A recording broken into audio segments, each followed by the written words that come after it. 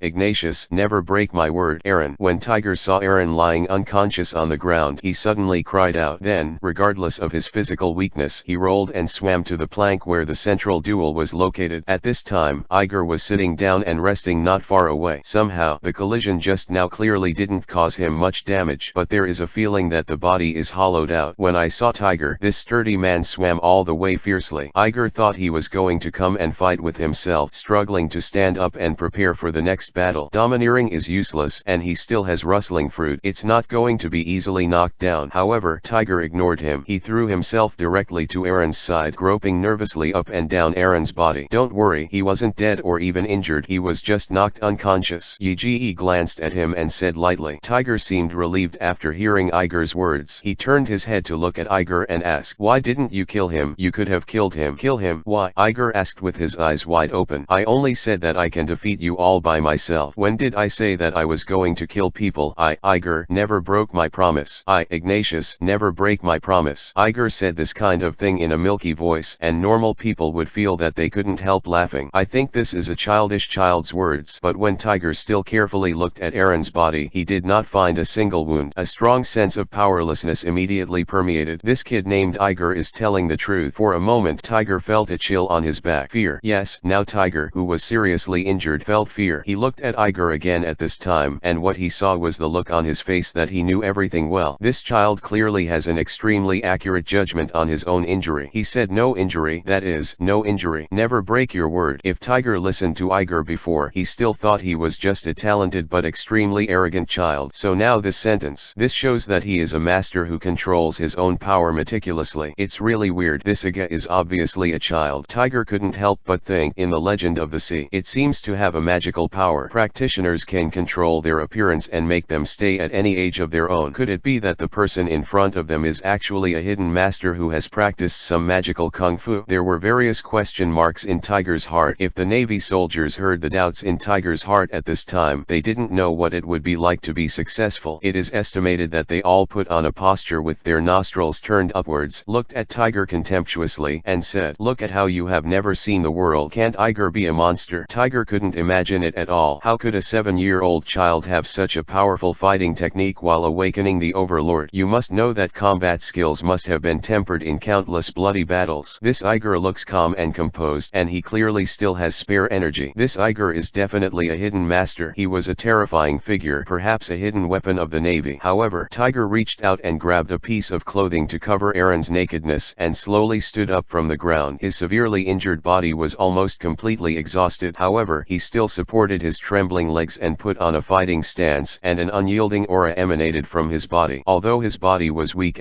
Tiger's voice was still loud and firm. "Although I thank you very much for keeping your hand, and I don't know who you are, but no captain can watch his crew be beaten and remain indifferent. Tiger bastard, it's going to be a will battle." When Paquito saw Tiger on the boat taking a fighting stance against Tiger, who was sitting on the ground, he couldn't help roaring, "Take advantage of the danger, shameless." Garp saw a little more than Lieutenant Paquito saw. The state of Tiger's body could not be concealed from his knowledge. In his perception, after little Tiger and Aaron fought each other, the intensity of the breath weakened a bit, but still very healthy. But look at Tiger over there. From beginning to end, his breath has been far weaker than that of Aaron beside him. This will be more like a candle in the wind, very weak. So he wasn't worried about Tiger. Compared to Tiger, Garp felt that he needed to worry more. Instead, it's the guy hiding in the water. The guy who created the big water column just now, in his opinion, is stronger than the fallen Aaron. Tiger glanced at the stern Tiger and ignored him, just pouted and said lightly, "Fight me in your current state, forget it. How many steps can you take? 1 step? 2 steps? Why don't you sit down and rest for a while? You stop looking down on people." Tiger suddenly shouted excitedly, "I said it, no captain can watch his crew be beaten indifferently. People who are about to die, what else can they do?" Tiger was too lazy to talk to this man anymore. His eyes condensed, and the tyrannical coercion instantly passed through Tiger's body. Tiger's face paled visibly. He could clearly feel that the last bit of energy in his body was completely drained. The muscles in Tiger's legs suddenly lost strength. His feet were soft, and he slumped on the ground. "I respect you as a man." Tiger had already rested. He stood up slowly with his hands on his knees and walked towards the fallen Tiger. "I want to make a deal with you. Stay farther from our ship." Tiger was about to speak his mind when a chivalrous voice suddenly sounded in the water. Then, with the blooming water, a fat Murloc came out of the water and was blocking between Tiger and Tiger. In fact, before the Murloc appeared, Tiger already knew who he was. Look at the curly hair tied into a samurai hairstyle, the eyebrows that are like a storm, and the round but thick and powerful body. A yellow karate uniform, an orange-red cloak behind him, and clogs under his feet. It's hard not to know. Jinping. Tiger looked at the sturdy figure in front of him. "Go get ready for the ocean current, Captain." Jinbe looked back at Tiger deeply and said in a deep voice, "No captain will see a crew member being beaten, and similarly, no crew member will watch a wounded captain being bullied." Hey, I never said I was going to fight your captain, Jinping." Iggy waved his hands again and again, clearing himself from the suspicion of bullying the weak. As old Jaime, he certainly didn't want to make a bad impression on the protagonist team. "Who is Jinbe?" "That is the most outstanding person in the whole Murloc in a few years. Before the formation of the Sun Pirates, he was the royal guard of the Murlocs." "What is the concept of a royal guard?" "The most powerful people in the entire Murloc are qualified to take on this position." After Tiger's death, Jinbe became even more powerful and took the position of the king under the Kaiwuhei, completely making the Murlocs stand up. He even once played on a par with Ace, who had already made some achievements in the sea, especially the hand that Shaipan just showed in front of everyone. The mighty and domineering huge water column that shot straight into the sky made Tiger feel itchy. This is a man called Sisya by the majority of Jaime and the official government of the world. Iggy likes him from the bottom of his heart, and it's not good to make a bad impression on him. Tiger just wanted to find a chance to see if he could fight against Jinbe and learn to roll back the sand waterfall with one hand. "When the time comes, I will use the ability of the rustling fruit myself. It must be very handsome. If a desert country like Alabasta uses this skill, it might be even cooler than Jinping's big water column." Iggy thought so. "Ding,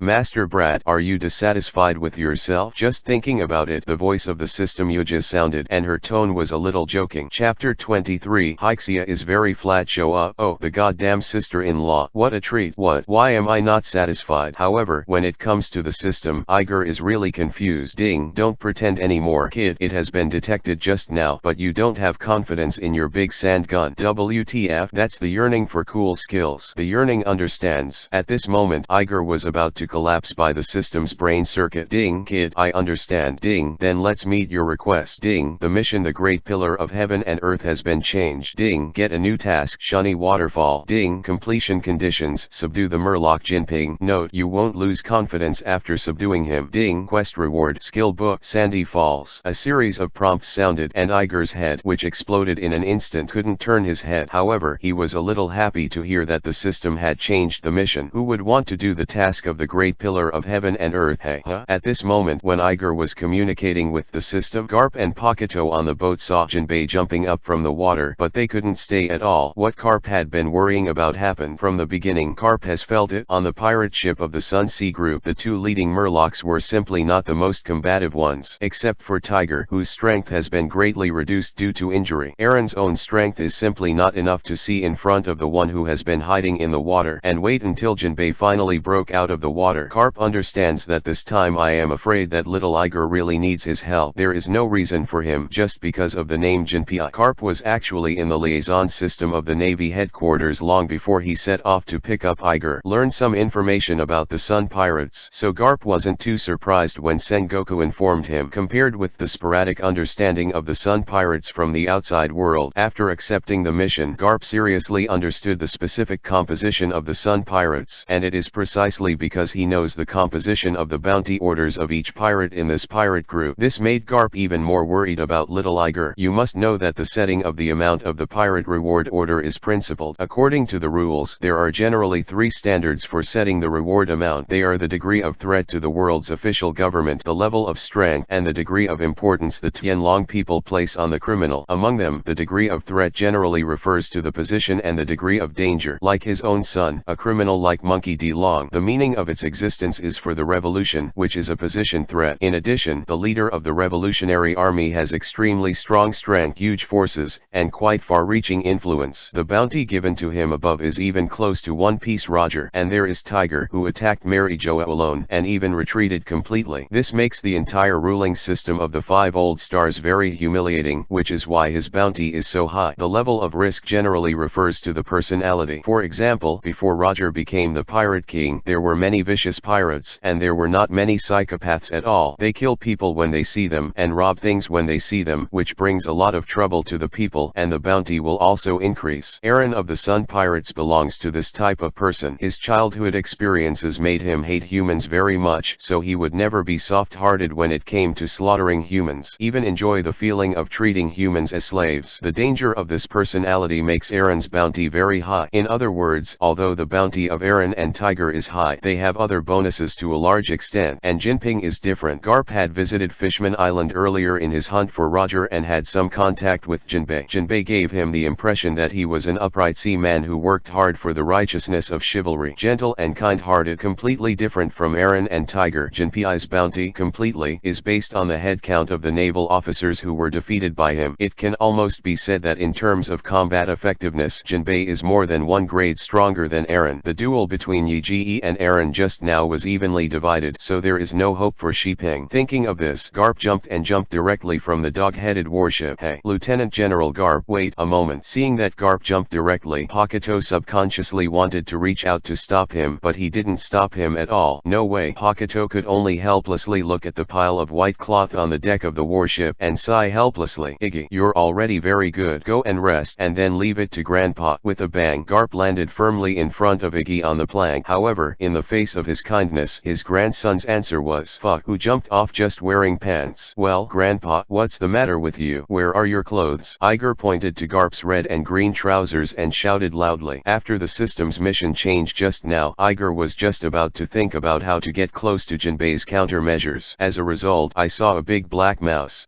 No, it's Garp wearing floral pants and falling from the sky. What? Garp followed Iger's fingers and looked at himself. At first glance, it is not a familiar white navy suit that symbolizes justice and purity, but sexy skin that has been trained to be tan. At this time, it was covered in pieces of tan reef-like muscle underpants with red and green patterns. It appears extraordinarily really dazzling. Garp just remembered that in order to save Iger from the sea, he took off all his clothes. Ah, old man's clothes. Garp patted his head and screamed, "Hey, Grandpa, you better hurry back and put on your clothes. Don't be ashamed." Iger really didn't know what to say, so he could only hold his forehead. "No, in front of you is Shipen." Garp suddenly became serious again. "You just had a fight with that Aaron, and now you're no match for Shipen at all. Go get my clothes." "No, Grandpa, if you want clothes, just go up and fetch them yourself. I want to talk to Jinbe." Yi refused without thinking. "Why don't you listen to Grandpa? Go." Cap was furious, picked up Iger with one hand, and knocked a few chestnuts on his head with the other. "I don't want it. Are you going to wear clothes during the fight? Let me go and let me talk to him." Iger can't let the system's task slip away. He wants the system's rewards. So Iger struggled frantically. "By the way, do you really think you don't exist?" At this time, facing the two people of Yesei and Sun Xiao, Jinbe couldn't stand it any longer and forcibly interjected. If it wasn't for the fact that he knew the legendary naval hero in front of him, he would have had a relationship. Just such a pervert who only wears pants. Wouldn't he have kicked him away in the first place? Besides, now is the moment of life and death for their son pirates, and you two are playing tricks over there, bullying me. Shiping is an honest person, isn't it? Garp, who was carrying Iggy, was distracted for a moment. This time, Iger directly seized the opportunity and broke away from Garp's control in an instant. I saw that the gravel swirled in Iger's hand and a spinning force was sent to Garp's feet. Sand tornado. Originally, it was just a small whirlwind from Yi, but when the whirlwind came to Garp's feet, suddenly it swelled into a huge tornado. "Ah, Iggy, you little bastard." Garp didn't have time to react, and he screamed that he was swept up into the sky by Iger's sand tornado. Then, Garp landed on the deck of the dog-headed warship again. "Haha, Grandpa, just put on your clothes first. Next, leave it to me here." Chapter 24. You are very good. Follow me. Very calmly watched Iger send Garp to the sky. He sighed helplessly and looked back at Tiger. "Captain, leave it to me. Take Aaron to the bedroom to rest." Before he finished speaking, Jinbe suddenly felt that something was wrong. "This whole hull is falling apart. Where did the bedroom come from?" "Well, let's go to the mast and lean for a while." Jinbe was speechless. No way. Just now the grandfather and grandson played a trick. It literally puts the pirates and the navy in a life and death battle atmosphere. It's over. Take a look at the scene. Where is the bloody feeling of desperate battle? On the navy dog-headed warship not far away, a group of navy soldiers were looking at Garp wearing only a pair of underwear and suppressed their laughter. Garp was very embarrassed, putting on the clothes he had just taken off one by one. On his side, Captain Tiger was dragging Aaron little by little to the mast. The other Murlocs that were originally on the boat were floating on the sea. I don't know if the kid in front of me did it on purpose. No, it should be said, I don't know if Garp is only wearing underwear. Is it intentional? Obviously, on the side of the Sun Pirates, there is still such a strong fighting force as their own, but the whole atmosphere seemed to be a battle that had ended with a naval victory. This is to play tricks to relax the atmosphere of the scene, to weaken your will. Snort. Jinbe rolled his eyes involuntarily. You can't be fooled by yourself. Thinking of this, Jinbe looked at Iger seriously. His expression did not relax at all, but instead became more dignified. This kid looks troublesome. He looked like a 7 or 8-year-old child, but who knew that he could actually defeat Aaron in that state? You know, that's Aaron in the state of blood chi blessing. His muscle strength has been super strengthened, and if he simply competes in strength, he may not even be an opponent. Even more incredible, Aaron was so stunned that he lost consciousness. Even more outrageous, under the impact of a collision that destroyed the entire hull, the kid is still intact. This is, what a talent. Although he was under the water just now, he couldn't see the specific details of the battle between Aaron and the child on the Sun Pirates ship, but he didn't believe that this 7-year-old child could beat Aaron in a bloody state in terms of absolute muscle strength. Therefore, he can only master domineering or similar techniques. Most importantly, this is probably not his full strength. Just now he sent Garp back to the warship. The shorthand that he showed, basically you can be sure, in the previous artillery battle, the very difficult ability person was also him. In this case, what odds do you have against him? In just a few seconds, Jinbe judged the current situation through observation. At present, the only person on the Sun Pirates who can be called combat power is himself, and it is very likely that he is not the opponent of the child in front of him. In order to help the fleet resist the flying boulders and a large number of artillery shells, the ocean currents used to run away have also been used up. What's more, on the dog-headed warship behind, there is also a Garp in the line. In any case, it is impossible for him to win. But the light in Jinbe's eyes not only did not disappear, but even burned even more fiercely. Even if he must lose, he will definitely fight to the death. On the other side, Iger successfully sent Garp to the boat, and he complained about the system in his heart. What are you doing? You obviously don't want to fight Jinping. I just wanted to talk to Jinbe. He agreed to let the Sun Pirates go, and Jinbe only needed to teach himself that trick of the reverse current waterfall. Iger even named his future tricks. In the end, good guy, the system directly subdues Jinping. That is the Sea Man. How can I conquer him? After thinking about it for a long time, Iger also only wanted to come up with a crappy plan. He looked at Jinpei, who was on guard, and shouted from a distance, "Hey, Jinbe, let's talk." Really? Jinbe felt that his analysis was correct. This guy really did it on purpose. He wanted to calm down the atmosphere by playing tricks so that he could negotiate. Jinpei's will to fight has been decided, and he absolutely does not want to agree to negotiation, so he directly puts on a fighting posture. There's nothing to talk about. If you want to talk about it, just step over the corpse below. No, Jinpei, you see now, you are fighting alone. Iger had long guessed that Jinbe would definitely refuse, and it was his style to fight directly. But Iger will never give up. Look at our side again. You have no chance of winning. No, not a single crew member would have swallowed his breath when he saw the captain being beaten. Jinbe shook his head resolutely, fighting intent surging in his eyes. Oh, it's definitely going to be a fight. Iger waved his hand for Shaipan to calm down first, but to little effect. Well, how about we make a bet? If you want to kill.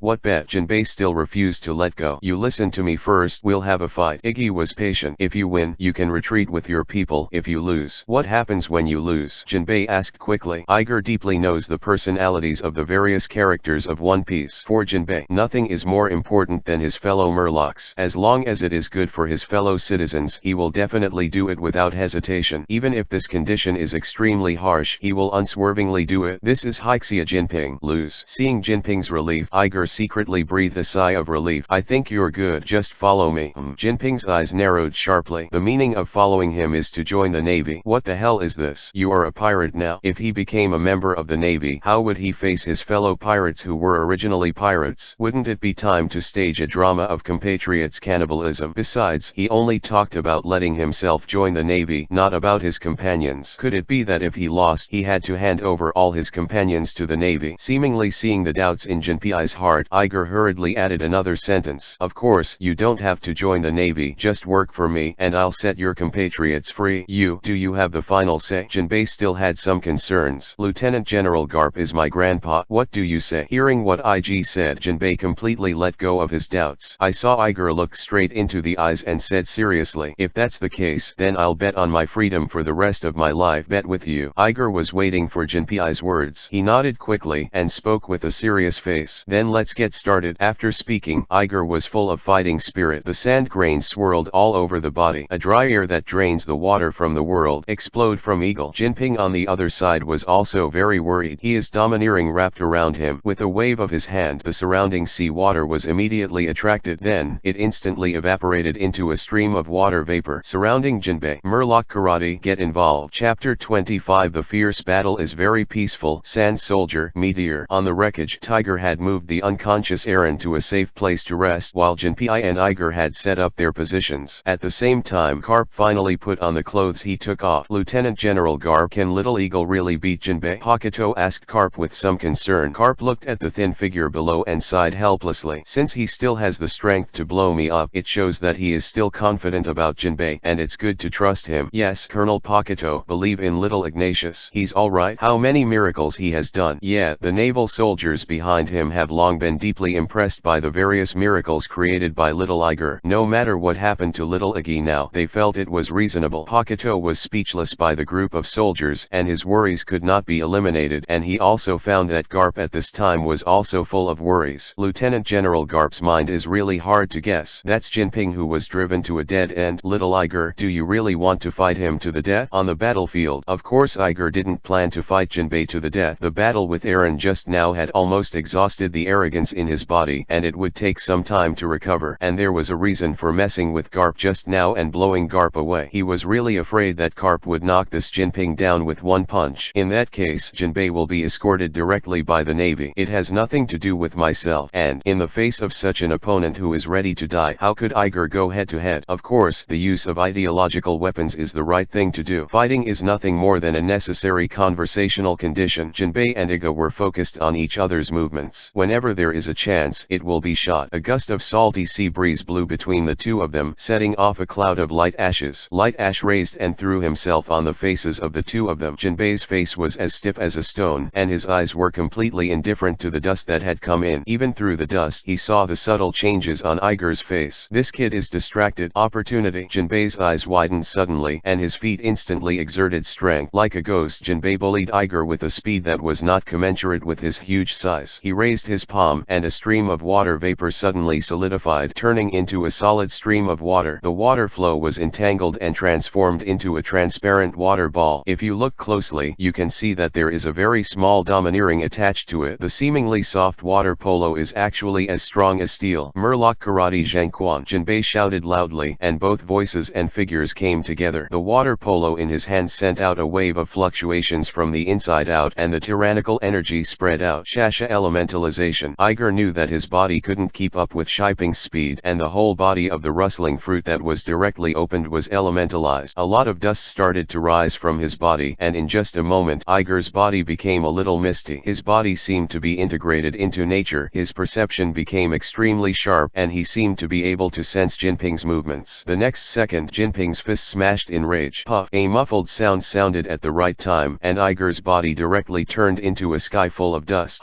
Seeing this, a group of Navy soldiers on the Doghead warship took a deep breath. They never thought that the Sun Pirates, who had just been swept away by Yi alone, had such a powerful guy. Just this punch. If Iger's reaction was slower, I'm afraid he'd be knocked out directly. And even Iger, who has reacted, is definitely not feeling well this time. For Iger, Jinbe's fist was the size of a casserole. Although he predicted Jinpei's movements in time and turned his body into sand in advance, his domineering still hit him. From the breastbone to the navel, the whole piece is burning hot. As expected of Shiping, he is indeed much stronger than Eren. Iger felt Jinbe's strength, and instead of retreating, he became more excited. The ability of this rustling fruit was restrained to death by Jinping, but it was more interesting. You know, in the original work there is no way to elementalize the Shasha fruit even if it is wet. This was completely suppressed by Jinbe, who was proficient in Murloc karate. Therefore, it may not be realistic to just want to fight him with the rustling fruit. To be able to confront him head on, it has to be high-level domineering. You need to delay time and wait for your domineering to recover. A battle plan was quickly drawn up. Iger took advantage of the situation to let his body, which had turned into dust, drift away with the wind, and distanced himself from Jinbe. However, Jinbe doesn't seem to intend to give Iger a chance to delay. As soon as the web palm drooped, the ball of water polo on Jinpei's hand also drooped down, sticking to his hand with magical tension. Then, throw it hard. The ball of water balloons flew out in an instant, like a bullet out of the chamber. Hit the water. Iger, who was floating in the air, suddenly shrank his pupils, and tried his best to control his body in the form of dust, turning into an O shape in the air. Almost at the same time, the water polo thrown by Jinbe was already rushing towards him with the sound of breaking wind. It just passed through the hole in Iger's body and landed on the sea far away. Boom! As if a cannonball entered the water, the ball of water fell into the sea, setting off waves higher than the mast. My mother! The Navy soldiers on the dog-headed warship were shocked by Jinping's kung fu. This hand is more powerful than a cannonball. It seems that little Iger has nothing to do but dodge. Little Iggy, come on. Every single Navy on the ship, including Pakuto and Captains.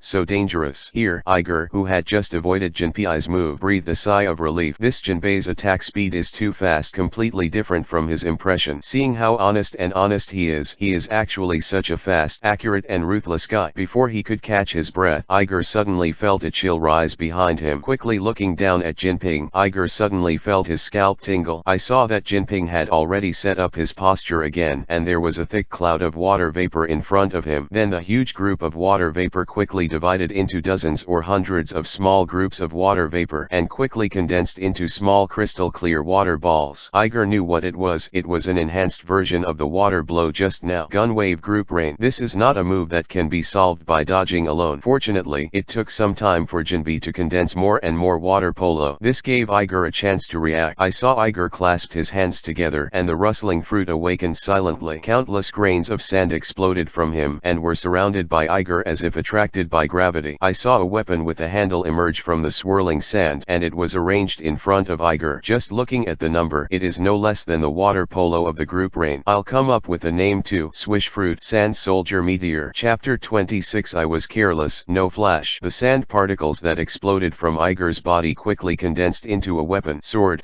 halberd, axe, fork, whip, mace. Each weapon is slender and long, densely arranged in front of Iger. At the same time, Jinbe's water polo has finally reached the limit. He looked at the densely packed weapons in the sky. His expression did not fluctuate at all. With a big wave of his hand, countless water balls are like a rain curtain against the current, and they shoot at ye. Gun wave group rain. Sand soldier meteor. Iger's eyes stood, his little hands pointed, and the weapons in the sky had eyes. The weapons in the sky aimed at the water balls shot by Jinbe and smashed them down. In an instant, a bullet like water polo. They collided with the sand soldiers specially made by Iger. I saw that the water polo shattered the blade the moment it came into contact with the weapon, then use inertia to penetrate the weapon from beginning to end. However, after passing through the weapon, the energy of the water polo was exhausted. The size is less than 1% of the original size. Even most of the water was absorbed by the weapons that were broken into sand. Iger deliberately made the weapon into this slender shape, taking advantage of the water absorbing properties of sand. Use the sand to absorb the water as the water polo quickly passes through the weapon. In this way, Jinbe's gun wave no longer has the power. Jinbe also felt something. The guy in front of him seemed to be purposely aiming at his water polo, using a sand weapon as a defense. It's not good to be opportunistic, Jinbe shouted. With a big wave of his hand, another piece of water vapor came out, and hundreds of water balls were condensed out one after another. What is opportunism? I call it the wisdom of battle. Not to be outdone, Iger continued to frantically burst and condense from his body. A weapon was aimed at Jinbe's water polo again, ready to launch again. Puff puff puff. Water polo and sand soldiers continued to be consumed in a one-for-one fashion. The scattered sand particles were summoned back by Iger and accumulated on the top of his head, forming a cloud of sand. Look, little Iggy fights back. On the other side, on the dog-headed warship, the Navy soldiers finally saw little Iger's move, and it's a trick they're familiar with. Come on, Iggy, kill that Jinbe. Go on, don't lose to him. Everyone shouted loudly together, madly cheering for Iger. At this time, a group of Navy soldiers suddenly became little Iger's support team. Hakuto looked at the expressions of the soldiers behind him, but he didn't stop it. He just felt a little subtle. These guys, little Iggy isn't a marine right now. When he comes in, you are all seniors, so can't you be a little like seniors? One by one, little Iger must do his best. Kill him. Only Garp remained calm, but his expression remained tense. Jinbe is a Murloc, and now at sea, the water in his hands can be said to be endless. On the other hand, little Iger, his sand ability itself is limited at sea, and in this fierce confrontation, the ability to consume quickly. If this goes on, little Iger will definitely suffer. On the other side, Tiger settled Aaron and was also watching the battle on the deck. Although he did not agree with some of Jinping's ideas, he was his own countryman after all, and in the face of foreigners, he was also quite concerned about Jinping's situation. Seeing that Jinping made two moves, Iger was forced to do nothing. In addition to being relieved, the expression on Tiger's face had a strange emotion. He seemed to see Jinbe taking over his place to protect the Murlocs. Even if Iger later summoned countless sand soldiers to compete with Jinbe, Tiger didn't think Jinping would lose either. On the deck, I and Jinpei's battle of sand and water continues. Both are constantly generating, ejecting, recycling, and then generating, over and over again. The pace is fast and suffocating. Of course, Iger also knew that such a fight would be meaningless to him. People are very flat and do not need fruit ability, and there is nothing in the sea, and there will never be a shortage of water. Although the ability of the rustling fruit of his own is very high, his physical strength is limited after all. The sand that can be made is also limited, and it is absolutely impossible to continue like this. Therefore, in places where Jinbe didn't notice, Iger quietly made the layout. After the sand soldiers were crushed by the water polo, most of the sand exploded and was recovered by Iger, and a small part of the sand was polluted by seawater uncontrollably. In addition, there is a very small part which Ig quietly moved behind Jinbe, and now that tiny part has accumulated to the point where it can be condensed into a weapon. I saw that small pile of sand and dust slowly floated up and condensed into a sea god trident under Iger's single-minded operation. The tip of the trident shines sharply. At this moment, Jinping, who was busy shooting passionately with Iger, didn't have any spare time to notice that a handful of sand soldiers were also rising behind him. Even on the dog-headed warship, the Navy soldiers who had been watching the battle didn't notice. Only Tiger, who was watching the battle behind Jinbe, suddenly widened his eyes and shouted anxiously, "Jinbe, watch out for the back." But late, I saw that under the control of Iger, the trident floated up and down. Then it seemed to be thrown fiercely by an invisible big hand and shot at Jinbe's back at an extremely fast speed. Only then did Jinbe react. He turned his head quickly and found that the trident was rapidly stabbing at him. Before he could think about it, Jinbe immediately stopped the generation of water polo. The sturdy calf swelled and contracted, trying to jump up from the spot to avoid the trident. This is an opportunity that Iger has created with great difficulty, and of course it is impossible to let it go easily. Regardless of the sand soldiers and water polo shot at each other, his entire body was scattered into a cloud of sand and dust. Shrouded directly directly towards the sky above Jinping. The trident arrived in an instant and even jumped high, which could be avoided. However, when Jinbe was unable to take advantage of the buffer in the air, Iger is holding a giant hammer made of sand and falling from the sky. Jinbe didn't have time to react at this time and could only subconsciously raise his hand to resist. Iger's hammer added all the arrogance that he finally recovered. The black and red halo shone straight on Jinbe's raised arm. Bang! With a muffled sound, Jinbe's figure was shot back like a tennis ball. A large pit was smashed into the tattered deck of the Sun pirate ship, which had long been broken into a piece of wood. Iggy also staggered to the ground. He used all his arrogance, and now he just feels his mind spinning around and his body going weak. Jinbe was hit hard by this blow and struggled for a long time before getting up. This little guy is really strong. I'm careless, no flash. However, young people don't talk about martial arts and they engage in sneak attacks. You do it yourself. Jinbe once again assumed a karate-ready stance. Unexpectedly, this time Iger restrained his fighting intent and looked at him with his small head tilted. Okay, don't fight for now, Jinpei. It's impossible for you to beat me with your punches. Chapter 27. Ever heard of Intimacy Paradise? Are you kidding me? Jinbe looked at Iger seriously. He didn't believe Iger's words at all. The breath of the child in front of him has obviously weakened since the attack just now. Although he caused a lot of damage to himself just now, he did not lose the ability to fight. Therefore, according to the current state, you may not be able to defeat this child, but you may not lose. You can fight again. The strength of this child is far from being able to completely defeat him. Maybe he's bluffing. Jinping's mind turned, and he quickly thought of the most reliable possibility. So Jinbe's fist clenched a little tighter. Of course, Iger didn't stop because he was out of energy. It just feels like the time has come. I don't want to repeat what I said. Iger spread his hands and shrugged. I said that you can't beat me with your punches. It's not that you can't beat me. You are very strong, so strong that I think I might lose to you this time. Jinbe still looked at Iggy with full of alertness, but this little boy was calm and didn't look like he was talking nonsense at all. My fruit ability itself is restrained by you, and now I am at sea. It is unlikely that I can defeat you. Iger completely cancelled the elementalization of the body. But even if this fight is won, what can you do? Do you want to go back on it? Jinbe reacted instantly. This kid's tone is not the same as before. Could it be that he just wanted to fight against himself but weakened his strength and let Garp take over? How is that possible? Iggy smiled helplessly. I mean, even if you leave with your Murloc brothers, you are still pirates, and you are still just a group of poor people running around with the ideal of equality. Jinbe was suddenly choked up by Iger and speechless. This sentence was directly pierced into Jinbe's heart. As old Hemi, Iger knows the world of One Piece very well. Naturally, he also knew that what Oda arranged for Tiger was not only death but also the ending of the Sun Pirates' disintegration. Tiger's leadership was doomed to fail. The Sun Pirates are destined to be just one pirate group. In this world there is no ideal, and resistance with bare hands is destined to be impossible to succeed. And more importantly, Jinbe is a truly intelligent Murloc. As a Murloc who really protected the Murlocs, he knew from the start that Tiger couldn't succeed. Without him, the beginning of Tiger's establishment of the pirate group was doomed, that he could not change the status quo of the Murlocs. However, Tiger is a hero. The biggest role of a hero is to always have infinite appeal. This is also the reason why Tiger will be pursued by Murlocs without brains. In this case, since childhood, he was very out of tune with the surrounding fish people. Even if he really saw the essence of Tiger's failure to succeed, he couldn't say it. If you say it forcibly, you will only be ostracized by your companions. This is very helpless. What's even more helpless is that the ideal of the Murlocs' longing for equality and freedom is too shining, and it is so bright that they are even moved by it. Therefore, even if he knew that it was impossible to succeed, he still chose to join the Sun Pirates just for a thought. However, the hopeless future of this thought has always been a big stone pressing on Jinping's heart. Now, Iger's words have pierced into Jinbe's heart with incomparable accuracy. But, so what? Is it because the status quo cannot be changed? Don't you need to do your best to take your friends away? Got a knife in my heart. However, Jinpei's fighting spirit was even more intense. So what? What does your fate have to do with you? Hey, don't say that. It's too relevant. Iger waited until Jinpei asked the sentence and quickly took over. Because I know what you need most right now. Don't lie to me. You are a 7-year-old child. What else can you know besides being able to fight? Jinping was a little disdainful. You only need two things: weapons of thought and comrades. Iggy smiled slightly. Lieutenant General Garp, why don't Iggy and Jinbe fight anymore? On the dog-headed warship Hokuto, and the Navy soldiers also paid attention to the situation on the battlefield and hurriedly asked Garp, the situation now? I'm afraid it's... Garp looked at the two very calm people on the boat, thoughtful. Something happened that we didn't know about. Isn't this nonsense? A group of Navy soldiers rolled their eyes secretly, all complaining in their hearts. However, Lieutenant General Garp was right. Something must have happened that they didn't know about. The two people who were originally full of fighting spirit and the two people who were still passionately colliding with the sand soldiers and water polo. At this moment he has completely restrained his fighting intent as if he is talking calmly. Even Marines Hokuto and even Vice Admiral Garp saw the situation on the deck and their expressions instantly became extremely exciting. I saw two people on the deck talking. Jinbe went straight to Iggy. The two sat down with their knees crossed and Iger was still talking non-stop. If it weren't for the debris of the hulls floating around at sea, or if there wasn't a wine table between the two of them, everyone really thinks that these two are old friends who haven't seen each other for a long time, drinking and chatting. What a joke. What's more exaggerated is that Jinbe seems to have been listening to what little Iger is saying, occasionally nod in approval. Little Iger, on the other hand, looks like he is pointing at the country and is full of momentum. Is this Jinping listening to the leader's instructions? Navy soldiers are really limited in their imaginations and can't believe what they are seeing. As for what exactly did Iger say to Jinbe? Of course, Iger already knew the future situation of the world very clearly in his previous life. At this moment Jinbe felt that Ig was an old man who ate young fruit. You know, the child's knowledge of the world. It is even more profound than the most famous philosopher in the history of the Murlocs. Look at his evaluation of the current world situation and his grasp of the future direction of the world. Everything makes Jinbe feel deeply impressed. Even now, Jinbe's eyes are shining with admiration. Jinbe had the feeling that Boya met Zhongziki. Every thought of his own, every thought that he is not sure about can be recognized by Iger, and the analysis is straightforward. It is simply that what Iger said now. Even Jinbe felt that there was a profound truth. Then, Igor-kun. In Iger's mouth he heard Jinping of the whole world situation and finally calmed down. He is very concerned about the future of the Murlocs. What is the ideological weapon our people need? Here's Jinbe calling himself Ige-kun. Iger knew that he had finally succeeded. Now he has squeezed the memory of his previous life to the point where there is almost nothing left. Finally, he gained Jinbe's ideological trust. Iger cleared his throat with a mysterious expression on his face. He leaned closer to Jinbe's ear and said softly, "Have you heard of Intimacy Heaven?" Chapter 28. Great idea to change the world. Kissing, making heaven. Faced with a brand new term, Jinbe was like a freshman, full of doubts all over his body. Well, Intimacy Heaven. A tinge of excitement crept up Iger's face and he nodded vigorously, repeating the word again. No, never heard of it. Jinbe shook his head, saying he had never heard of it before. Come on, let me tell you carefully. Listen carefully. This is a powerful weapon that will change the world. Iger was happy and the excitement on his face became stronger. You've never heard of it? Iggy's mind was twisted. This is a book written by the best-selling author in a world with a different system from pirates. You know, his works contain his own ideals. Although Intimacy Paradise is not the most idealistic book, however, it sells well. If you want to spread that ideal to this world, you have to use Intimacy Heaven. That's right, Eagle's secret weapon. It was the writer named Jiraiya, the great ideal that changed the world, based on the background set by One Piece. Now the whole world is in an era of feudalism everywhere, although the whole out of a so-called United 20 countries. But in essence, this is nothing more than a super-feudal machine formed by the union of the ruling classes of 20 countries. The 20 member states of the world's official government, due to the withdrawal of Alabasta, became the United Nations 19. The remaining 19 kingdoms formed the so-called world aristocracy. Are all the people in the 19 countries world nobles? Of course not. Only the royal families of 19 countries can obtain this status. Even 19 royal families were unified into one royal family. In the end, it has become a bloodline. Interconnected power dominates the entire world, and the power is close to unlimited. Dragon people, Tianlong people, are the imperial power above the world. Iger knew that this kind of feudalism was a cancer. Even the feudal form in the pirate world, it is even more excessive than any feudal country on the earth where he was originally. Of imbecile children who have been instilled with the idea of I am a Tianlong person, a god in this world since birth, and grew up in arrogance and lust. And it is this group of idiots who have been passed down from generation to generation, occupying the highest point in the entire world. Iger really couldn't think of the advantages of such a deformed world structure. The Tianlong people are the root of everything that Tiger and Jinpei, the Murlocs, are struggling to fight. So to solve their problems, the shape of the world and the talents of Tianlong are the fundamental solution. No doubt, in order to achieve equality and freedom for all races must love each other. Jiraiya from another world is also ideal, and it is a very useful weapon. Intimacy Heaven. Who doesn't want a world without oppression and hatred to exist? Iger can already imagine, maybe someday in the future, Jinbe can hold his grandson and sit on the shore of an island watching the setting sun. Well, this is how the world should be. World peace. However, it is a bit far-fetched now, and the publicity work must be done first. Cough cough. Iger cleared his throat. He lowered his voice and started talking to Jinbe. Jinbe, first of all, if you want to reach the intimacy paradise, you must go through the stage of intimacy power. The intimacy momentum stage is the beginner and intermediate stages of intimacy paradise. The ultimate purpose of accumulating intimacy power is to achieve intimacy paradise. What is intimacy paradise? Well, intimacy paradise is a state in which the common people own treasures, work together, and share food and clothing. It can achieve equality and freedom for everyone. Listening and listening, Jinbe's eyes became more and more divine, until later, when Iger's inspiring words of no exploitation, no oppression, equality, and freedom for all were uttered. A ray of light flashed from Jinbe's eyes. Just look at it to see what's going on. That light is called ideal. Jinbe was fascinated, his eyes closely following Iger's lips for fear of missing any important information. At the same time, a shock as powerful as his ideal rose in his heart. Who is this child in front of him? Is he really only 7 years old? Do not. He must be a hidden master. Otherwise, how could he use such a tender voice to tell such profound and magical things? I didn't even feel the slightest sense of disobedience at all. Absolutely. What he told himself was only when a person traveled to every corner of the world. A magical thought that can only be born after seeing the suffering of the world. Iger really wanted to thank the roommate who forced him to read a well-known comic at that time. Now I can conquer Jinping in the world of pirates, and it all depends on my own mouth. Sure enough, the strongest in the world is never hard power, but the mouth escape. Iger just described one directly to Jinping. An ideal world where material wealth is greatly enriched, spiritual civilization is greatly improved, there is no exploitation and no oppression, everyone is equal, and everyone can realize themselves. On top of that, he can also name the stages it takes to achieve intimacy heaven. This is called targeted. He is someone who has really read a well-known cartoon. Just telling some of the endings of life is enough to describe an absolutely real world for Jinbe. All of a sudden, the empty ideal has fallen to the ground, and the fantasy has become a reality. Hearing Shi Ping's blood boils directly, and just like that, one gushed and the other listened eagerly. The sun hangs high from the center of the sky, and gradually hangs obliquely on the horizon. On the dog-headed warship Garp,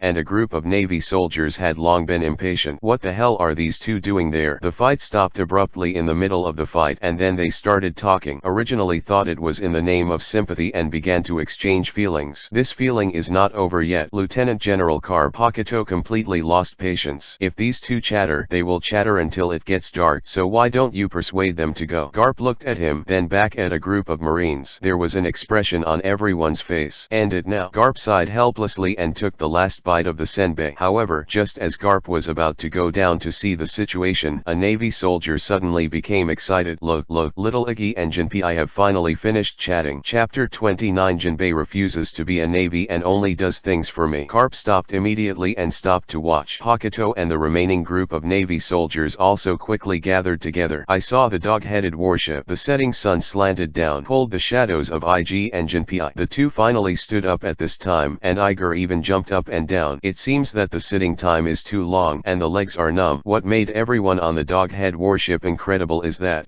tyrannical Jinping actually bowed respectfully to Iger, who was only as tall as his thighs. Why is it respectful? Because Garp had only ever seen Jinbe bowing to one person, and that was the king of the Murlocs. Good guy. When Jinbe bowed to the king, he didn't give Ig a serious bow. This is a standard 120 degrees, and my head is almost touching my knees. I really can't see my grandson more and more. What did Iger say to that Jinbe? The two are just strangers, so Jinping is so convincing to him. Iggy is such a monster. Not only has a strong talent, but even the personality charm is so terrible. At this time, Iger didn't know what the people on the dog-headed warship thought. After talking about his ideals for an entire afternoon, he was completely dizzy. Seeing Jinping bowing to himself at this meeting, Iger was a little confused, so he hurriedly reached out to help Jinpei. Get up quickly. What are you doing? If I could see that day with my own eyes. Just after receiving the influence of great ideals, Jinbe was so excited that he was incoherent, and his eyes were even red. You have to believe that this ideal is definitely not empty talk. We need companions, a lot of companions. Ig was stunned for a while before he understood what Jinbe said, and answered with a stern face. We so familiarly in his words that Jinbe felt extra kind. This is the third time that he feels kind to humans. The first time was Roger and Garp, the second time was Whitebeard, and the third time was the little guy in front of him. I'm going to convince Tiger to join us, Jinping said in a low voice. I think Tiger. Ig was about to say something, but Jinbe had already turned turned around and walked back. Tiger can't promise you at all. However, according to Jinbe's character, even if he persuaded him, he would still go to Tiger to explain it. After all, that's his compatriot. Thinking about it, Iggy was relieved. He shrugged and shouted to Jinbe's back again. Then I'll ask my grandfather to see if I can accommodate your team. Jinbe waved his hand high, but did not speak. Okay, it's time to report the situation on the dog-headed warship. Iger moved his sore joints. His feet swirled with sand. His body floated directly with the wind, and then slowly landed on the side of the dog-headed warship. As soon as his feet landed, Iger felt his scalp tingle. Good guy. Hundreds of pairs of eyes up and down the entire warship are staring at him in unison, and all of them have green eyes. What's the matter? Each expression is like seeing a ghost, as if he is some kind of monster. If he didn't come back until late at night, he would probably scare these people to death. You, what are you doing? Iger was a little nervous to be seen by the naval soldiers. Iggy, what's the matter with you and Jinbe? Garp opened his mouth and asked the questions in every Navy soldier's heart. Adjutant Pakuto and other naval soldiers also put on gossip, staring at Iger. Don't look at me like that. Iggy looked helpless. I just tried to incorporate the Sun Pirates,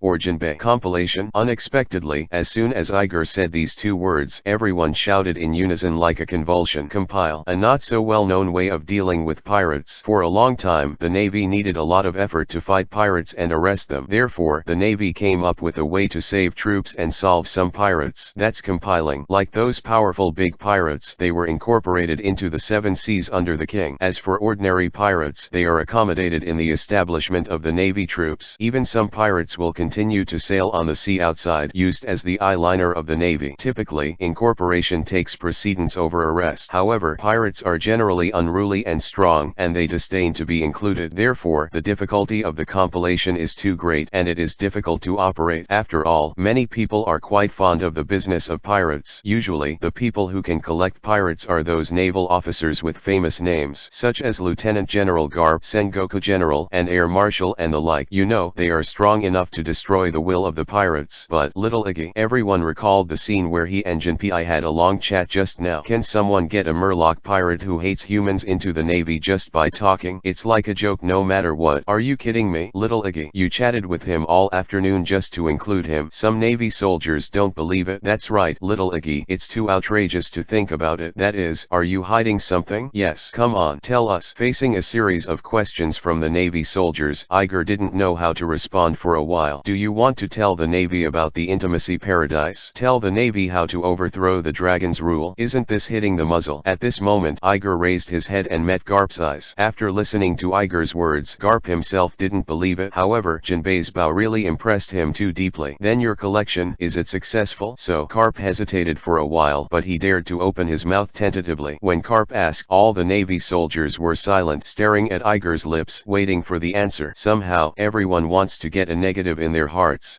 It's a success. Iger touched his nose, a little embarrassed. Whoa. Iger was only halfway through what he said, and the audience was in an uproar. Everyone was shocked. There are actually people in this world who can make the Murlocs who hate humans surrender with just one mouth. What the hell are his mouth and tongue made of? Has it been turned on? Cough cough. Garp coughed twice, signaling everyone to let Iger finish. The crowd fell silent again, looking at Iggy eagerly. I don't know if the procedures are up to date. Jinbe said he refused to be a Navy and only did things for me. What? In an instant, the entire warship boiled again. Chapter 30 decided. I recommend Jinbe as Shichibukai. Doing things for you. True or false? Little Iggy, that's impossible. Are you really not kidding? As soon as Iger opened his mouth, the sailors couldn't bear it any longer. That's a pirate Jinping. He didn't even want to be a Navy. He only promised to help little Iger. What is this? This is the private army. It belongs to Little Eagle's own private army. What does that mean? It means that Iger, who is only 7 years old, has not yet entered the naval establishment. It already has a force stronger than ordinary naval officers. Means entering the IG of the Navy. With the assistance of Hixia Jinping, there will be a lot of means to accumulate merits, and then promoted at an astonishingly fast speed. Almost everything that Iger encounters in the future can be done without him. Naturally, there will be Shippen to help him. Iger is only 7 years old. Can it be compiled into Jinping? It's incredible. What if Iger was 8 years old and he incorporated 1, 2, or more pirate groups? At this time, all the Navy soldiers fell silent. No one dared to imagine that Royd could really do these things. At that time, what will their little IG look like? IG, why don't Grandpa help you recommend Jinbe to Shichibukai so that he can have more convenience to help you do things? As for doing things just for you, you are still young, so don't rush. Garp forced forcibly calmed his pounding heart. As a member of the Navy's senior ranks, Garp has a deeper understanding of the entire system of the Navy than the Marines. In fact, Iger's recruitment of private troops is not an absolute good thing, because in the Navy there are some people who are absolutely righteous. They will crowd out Iger, and Iger may even be killed because of this. This is what Garp is worried about. In fact, Garp didn't care what Iger told Jinbe exactly. Iger was very happy to be able to include Jinbe, but as a grandfather, your child's safety comes first. Garp couldn't let Iger take any possible damage. Therefore, Garp immediately thought of the position of Shichibukai Wang Xiakai Wuhei, the 7 great pirates recognized by the world's official government. They are given special rights and qualifications by the world government so that they will not be hunted down by the Navy, and at the same time they can receive various conveniences. Except for being forced to be recruited by the world government and paying income tax, the rest of the movement is completely free. They are existences that belong to the official establishment of the world. It can be said that the King's Kai Wuhei is the official pirate authorized by the world's official government. Because of this, they are called by the pirates the lackeys of the government. However, although it is called the lackey of the world's official government, but it's actually quite the opposite. Once the world's official government seizes the opportunity, Kai Wuhei will be directly destroyed. Therefore, the Kai Wuhei and the world's official government are in a state of mutual use, and if Jinbe gets the title of Kai Wuhei, Iger will be able to distance himself from him on the bright side. In this way, Iger is just a navy who has a good relationship with Shichibukai. After Iger heard Garp's words, he slapped his thigh and suddenly realized, yes, why didn't I think of it myself? Just now I was thinking about how to make Jinbe legal in both procedure and form. Isn't this ready? Jinbe is strong and obedient to arrangements, and the world's official government likes this kind of person the most. And for Jinbe, joining the King's Shichibukai can not only change the status quo of the Sun Pirates being hunted down, it can also establish prestige in the sea, allowing those criminal groups to bypass the Murlocs. More importantly, he can also obtain the right to communicate with the world's official government on behalf of the Murlocs. This is definitely the best way to handle it. Just remembering how to flicker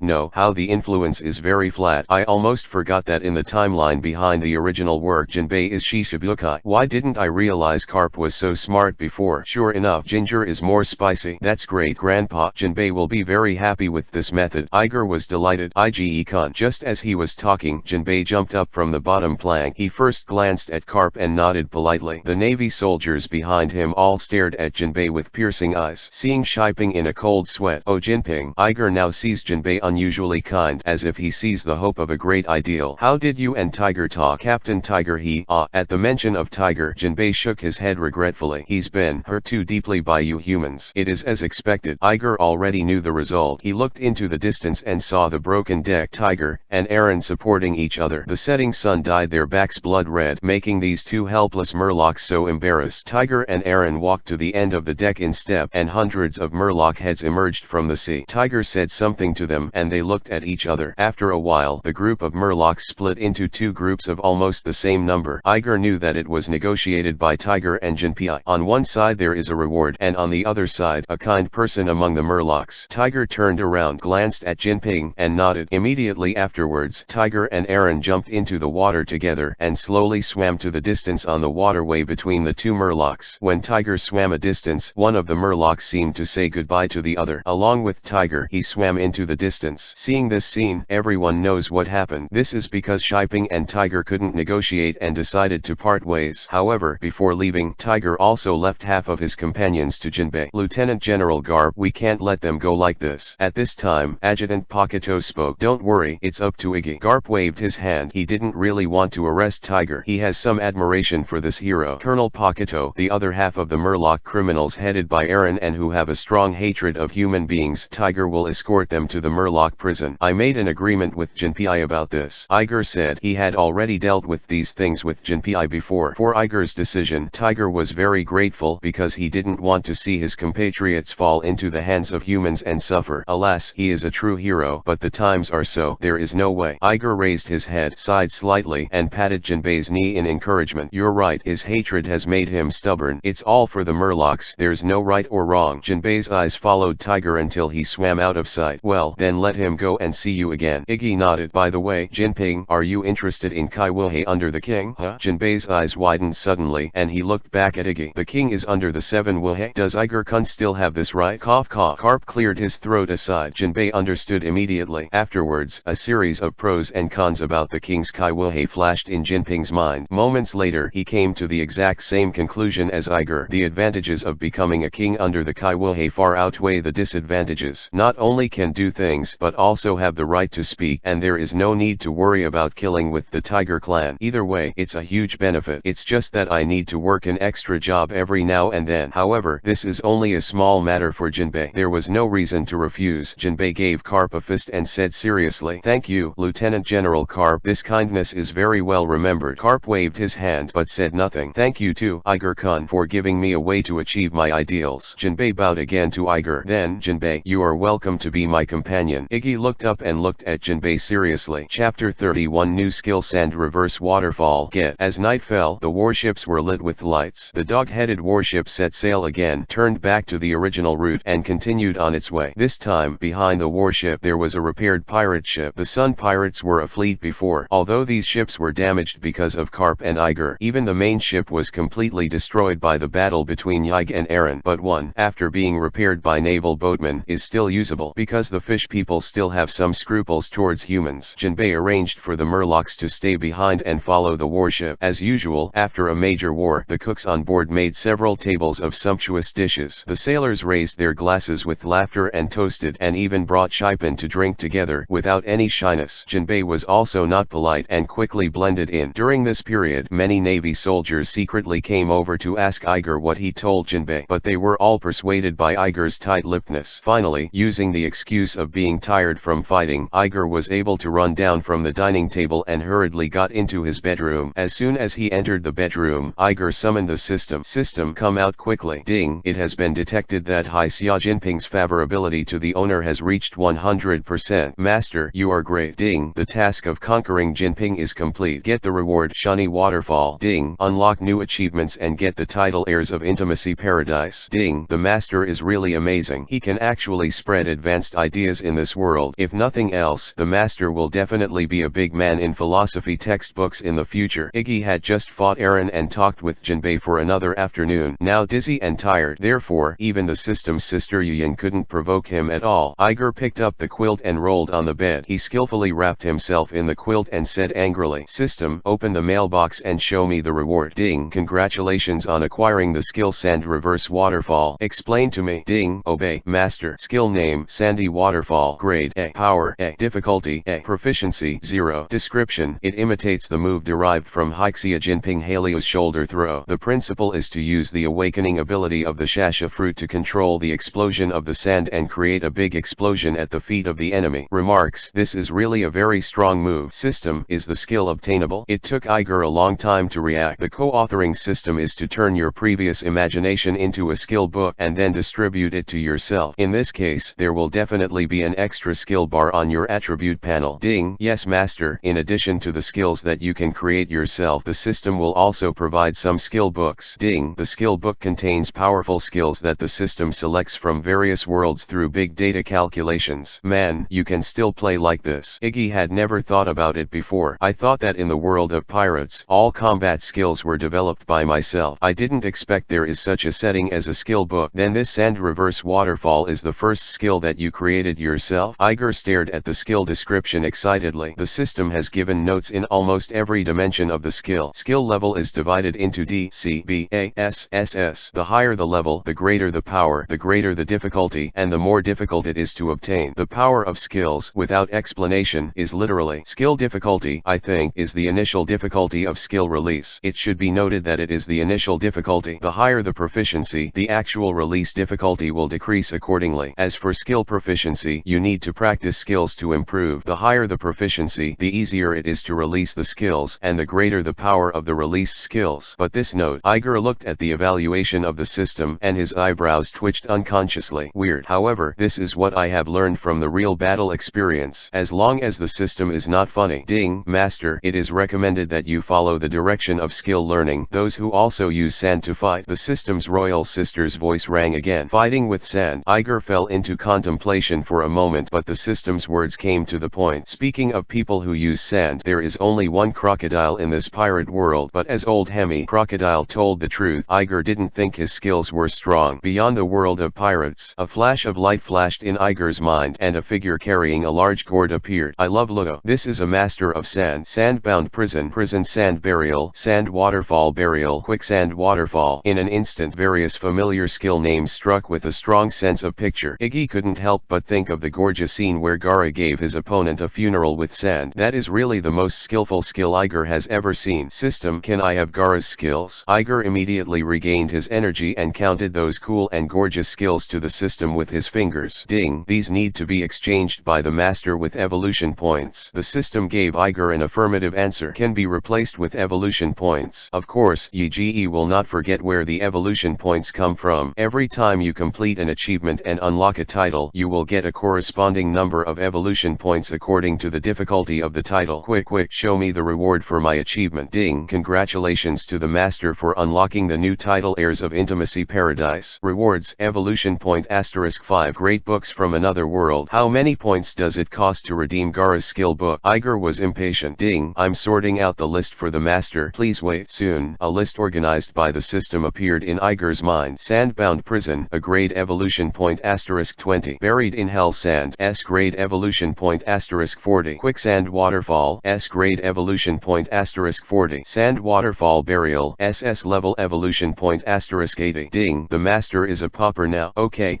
I got it. Iger looked at a skill book that was more expensive than the other and instantly calmed down. Do-it-yourself food and clothing. Isn't it fragrant? The shiny waterfall created by yourself. Doesn't it also have an A level? Let's talk about it when you have money. Iger read the list of skill books over and over dozens of times and turned it off very Buddhistly. These skills also look a bit cool and require so many evolution points. Really is. Who cares? However, it was another thing about the system interface that attracted him. By the way, system, what the hell is this great book in another world? Ding, item name, a great book from another world. Description, a 16 open book wrapped in black cowhide and neatly bound. The title of the book is The Great Book from Another World. This is a treasure trove of magical knowledge from a higher dimensional world, which records the dazzling crystallization that remains on the tree of civilization after the replacement of human dynasties and the overlapping of eras. Use, just hold it in your hand and recite the knowledge you want in your heart and it will become the book you need most. Remarks, come on, spread the affectionate thoughts, lead the people to prosperity and lead the world to peace. With the end of Yige's expression was unusually complicated. Good guy, is this the book that the system reissued to itself after the system found that there was nothing in his head so that he could make up for the lessons? Could it be that the system also wants to lead the people of all ethnic groups towards great national harmony? Chapter 32 Take you to meet Ace. Leading the people of all ethnic groups to the great national harmony. Iger was stunned for a while. Yes, when I was chasing One Piece many years ago, didn't I hate a lot of things here? Racial discrimination, mentally retarded idiots, unscrupulous duck media and the most disgusting corrupt rule. The author has shaped it into a world full of conflicts and contradictions, creating characters full of stories. Even behind each character, there is a reflection of the suffering of a region. When I watched it at the time, I just applauded and praised how this cartoonist can be so powerful, alluding to many sharp real problems in his works. But when he really lived here, Iger found that he was too shallow before. Only Zhen is living here and seeing all kinds of distortions and sufferings in this world. Only then can he understand how many people in his hometown are facing these hardships. Just look at Tiger and Jinbe. How much hard work have they paid for racial equality? After all the hard work, what did you get? Iger had even known for a long time that Tiger would be attacked to death by the Navy in the future. Such a living hero died so suffocatingly. Was it the Navy that attacked? No, it's the whole world that's wrong. It was only after Iger came here that he realized how beautiful the Huaxia he lived in before. At least no war, no famine, no racial discrimination, and no tyranny. People are free and equal, and people can be the masters of the country. And all of this originates from that ideal to change the world. A magical light suddenly flashed in Iggy's eyes. He seemed to suddenly understand the young talents of the last century. Why do you believe so firmly in the ideal of changing the world? Equality and freedom for everyone is the ultimate in the world, and himself as the ideal inheritor of another world. Of course, we should shoulder this responsibility and spread this great ideological weapon to the world. Let the people of the world stand up. A bold idea suddenly popped into Iggy's mind. If I leave this great ideal to my cheap dad, long. For a moment, Iger couldn't imagine it, but that's all for later. My top priority now, of course, is to study the entire theoretical system of intimacy ideas. With the thought, a black-covered book instantly appeared in Iger's hand. The 16th size is still a bit big for Iger. Combined with the smell of cowhide and yellowed paper pages, it exudes a a great atmosphere of historical precipitation. He held the book respectfully and just picked it up. The black cover immediately seeps out an orange color. Then two animated villains, a man and a woman, appeared. On the top of the villain's head there are 4 large characters written in red font, Intimate Paradise. Iger suddenly turned black. I just borrowed the name of this book and it really became the most powerful book in this other world. But at any rate, this is also a great work. Iger reluctantly picked up the oil lamp and leaned against the porthole to read. Once the ideological awareness is improved, no matter how difficult the book is, it will not be a problem. Even though Iger's head was sweating from reading and his cheeks were red and hot, he still persevered. In this way, time passed quietly for more than an hour. Ig, where did you hide, kid? You have disappeared so early. How can your body get enough energy? Finally, when Iger was about to be unable to bear the influence of great ideas, the bedroom door was pushed open. Garp's voice came in first from outside the door. Immediately afterwards, a pungent smell of alcohol came in. I saw Garp swaying in. Grandpa, is the banquet over? Iger closed the book dazedly and put it away. What a joke. How could the banquet of the naval soldiers only be held for 2 hours? Ha ha ha ha ha ha. Cap laughed arrogantly. Grandpa, you didn't drink too much, did you? Iger asked knowingly. Just kidding. How could I possibly drink too much? I'm so happy. You know what? Garp denied it before Iger could finish speaking. Well, what is there to be so happy about? Hiccup. Garp hiccuped with pride. Why don't you ask me? I think Garp has been in the sea for decades and mixed into a naval hero. Yes, yes, Grandpa, you are amazing. Iggy nodded in agreement. I originally thought that the son of a naval hero must be a naval hero, of course. Garp, obviously drinking too much, started talking to himself. Iger's heart moved. It seemed that Garp was going to talk about his family affairs, so he quickly gathered himself up and prepared to listen carefully. Maybe I can hear the reason why Long must go to revolution. That's right, you have to be a naval hero. Iger agrees. Right. When Garp heard someone agree, his voice rose again. That kid has been naughty since he was a child. I will teach him what justice is, and I hope he will be a righteous admiral. But that kid suddenly slapped his thigh one day and suddenly said that joining the Navy is not real justice. He went to build some kind of revolutionary army by himself. You said that you are not angry. It's so annoying. Iggy responded with a wry smile. That's what's called overkill, right? I originally wanted to break the child upright, but when I broke it, the child became straighter than myself. Poor parents in the world. Iger couldn't help but sigh. Hey, I originally pointed to Luffy to be able to fight, right? What kind of pirate is going to be? I'm really mad at me. Iger was stunned for a while, and Garp had already talked about his son to his grandson. Can't we teach our children to the Navy? Later, I had Ace, and I wanted to train him into a Navy, but Roger's bloodline was so powerful. This kid is so skinny. So isn't it bad to teach kids to the Navy? Iger couldn't help but complain. That's why I've been desperate for a long time, and I thought that I should honestly train new recruits in the Navy for the rest of my life. Hey, I didn't expect. Guess what? My other grandson wants to be an admiral. Ha ha ha ha ha ha. Garp, who was indignant one second, burst into laughter the next. The deafening laughter almost made Iger's ears go deaf. Yes yes yes. Iggy continued the conversation weakly. Hey Iggy, actually. Garp suddenly brought a large face to Iggy. The distance was so close that Iger could even feel the beard of the Capuza and the smell of alcohol gushing from his breath. What is it? Actually, Grandpa is going to take you to meet someone this time. Garp looked mysterious. Well, who is it? Your brother, Ace. Chapter 33 9 Snakes. Iger's eyes suddenly lit up. Ace. That's good. Iggy was instantly excited. Ever since he learned of his own life experience a few days ago, Iggy has been looking forward to getting to know Ace. Everyone knows that the top battle more than 10 years later is the biggest flaw in the entire One Piece story. In order to rescue his sworn brother Ace, Luffy personally rushed to the naval headquarters to fight with the 4 Emperor's Whitebeard pirates. After much effort, Ace was finally rescued, but the result not ideal. The future General Akainu Sakazuki punched him. Ace pushed Luffy away, and he was burned directly through his chest. When I saw this episode, my heart twitched and tears flowed out of my eyes unconsciously. He can't wait to send a bag of blades to the author, but I'm just a manga reader, so I can't do anything about this hateful author. But it's different now. He is fully capable of saving Ace.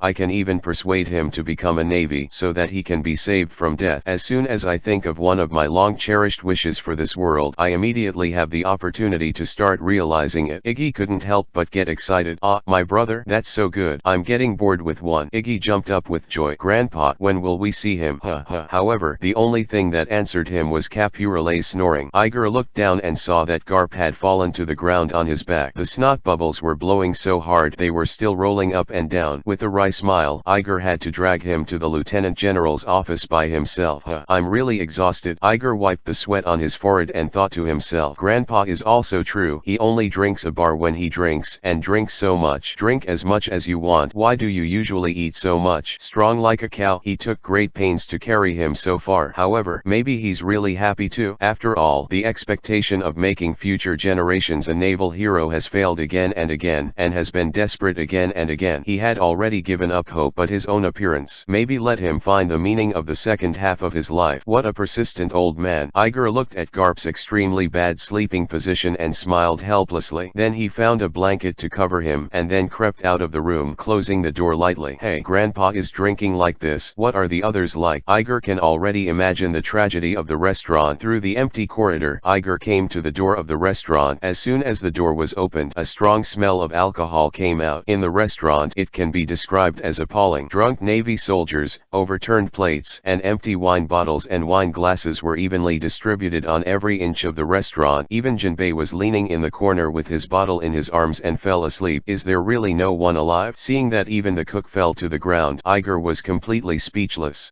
As if hearing Iger's words, one of the many figures moved. The man pondered for a while, then shook his head and took off the navy cap, covering his face with his hands. Ig saw that it was Adjutant Pakuto. Little Iggy, are you rested? Pakuto saw Iger and said hello. Are you hungry? There is still some food in the kitchen. Go get it yourself. Good. Iger was really hungry, so he answered and got into the kitchen. After some feasting, Iger was full. Iggy, do you want to go to the hair dryer? At this time, Pakuto invited Ignatius to wind on the deck. The sea breeze at night was a little cold. The two of them were sobered up a lot in an instant. Colonel Pakuto, why are you Grandpa's apprentice, but you use a sword? Whether there is a ride or a ride, Iger casually looks for something to chat. Do you think anyone can fight with their fists? Pakuto was obviously drinking too much and spoke very straight. Oh, isn't that so? What a joke. Pakuto gestured with his hands in the air. If everyone can use their fists to maximize their energy, what's the point of weapons? Is that so? Of course. Then, Colonel Pakuto, can you teach me swordsmanship? Iger suddenly turned his head to look at Pakuto. Huh? Are you? Pakuto originally wanted to say that Iger should concentrate on developing his abilities, but when he thought about how evil Iger was, it seemed that there was no problem in teaching him, so he nodded. Okay, boy, hold your weapon steady and learn from me. After finishing speaking, Pakuto picked up two swords from among the drunkards and started teaching to Iger. All night. For the next 10 days, the dog-headed warship had already entered the windless belt. Everyone is bored. After all, there is really nothing interesting in the windless belt. Iger was studying swordsmanship with Pakuto while waiting eagerly for the system to check in. I don't know if the system is deliberately fixing Iger or what. The next punch, Iger got a lot of strange things. What rotten oranges, ripped socks, Brooks stolen panties and so on. Eventually, Iger found out it's all useless junk. Looking forward to the end, Iger really has no hope for the system. Ig put his mind into swordsmanship. Focus on practicing your sword. This day, the sun hangs high above the vast sky. The warm light fell on the dog-headed warship, and as usual, it illuminated the buttocks of a bunch of drunks. Iger woke up from the prompt of the system. Ding, master, today's punch-in system has been activated. Do you want to punch in? At this time, the magnetic and slightly cold voice of Yuja sounded in Yiji's mind.